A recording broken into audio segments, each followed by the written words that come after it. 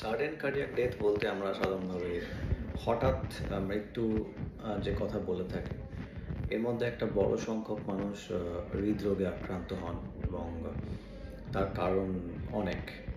প্রথমত হার্টের যে রক্তনালী তার মধ্যে যদি ব্লকেজ থাকে, সেক্ষেত্রে সেই রক্তনালী হঠাৎ করে 100% বন্ধ হয়ে গেলে হার্ট ব্লকেজ এবং সাডেন একটা কোল্যাপস তৈরি হয় এবং পুরো কার্ডিওভাস্কুলার সিস্টেম, হার্ট বন্ধ হয়ে যাওয়া এবং হার্ট অ্যাটাক এবং হঠাৎ মৃত্যু, সাডেন কার্ডিয়াক ডেথ ঘটনা ঘটে। এছাড়া আরও অনেক কারণ আছে, যেমন হার্টের গতি, হার্টের যে ছন্দ, তার একটা ছন্দপতন হলে হঠাৎ করে হার্টের গতি থেমে যেতে পারে এবং স্তব্ধ হয়ে যায়।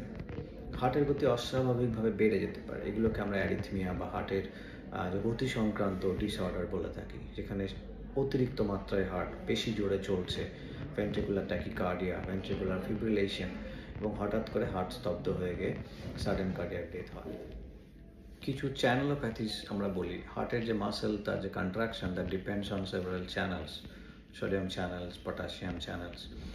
তো এগুলোর কোনো জেনেটিক মিউটেশন প্রবলেম থাকলে এই ধরনের সাডেন কার্ডিয়াক ডেথ অনেক সমস্যার ব্যাপার তৈরি করে।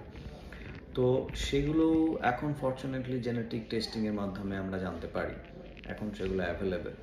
সুতরাং মোদ্দা কথাটা হলো যে যখনই এই ধরনের ফ্যামিলিতে কোনো একটা সাডেন কার্ডিয়াক ডেথ ঘটনা ঘটছে, কোনো ফ্যামিলি মেম্বার্স, তাহলে কিন্তু বাকিদেরকে সেই স্ক্রিনিংটা করতে হবে যে এই ধরনের যে সমস্যা, যেগুলো আমরা একটু আগে আলোচনা করলাম, যে সেই ধরনের সমস্যায় কেউ ভুগছেন কিনা। কারণ অনেক ক্ষেত্রে এটা প্রিভেন্টেবল। একটা কথা বারবার আমি বলি, sudden cardiac death, as the name suggest, sudden, কখন হবে, কিভাবে হবে, কেউ বলতে পারে না। সুতরাং আগে থেকে সচেতন হতে হবে, টেস্ট করতে হবে এবং দরকার হলে সঠিকভাবে ট্রিটমেন্ট করতে হবে যদি কোনো রোগ ধরা পড়ে, যাতে এই ধরনের ক্যাটাস্ট্রফিকে আমরা আটকাতে পারি। ধন্যবাদ।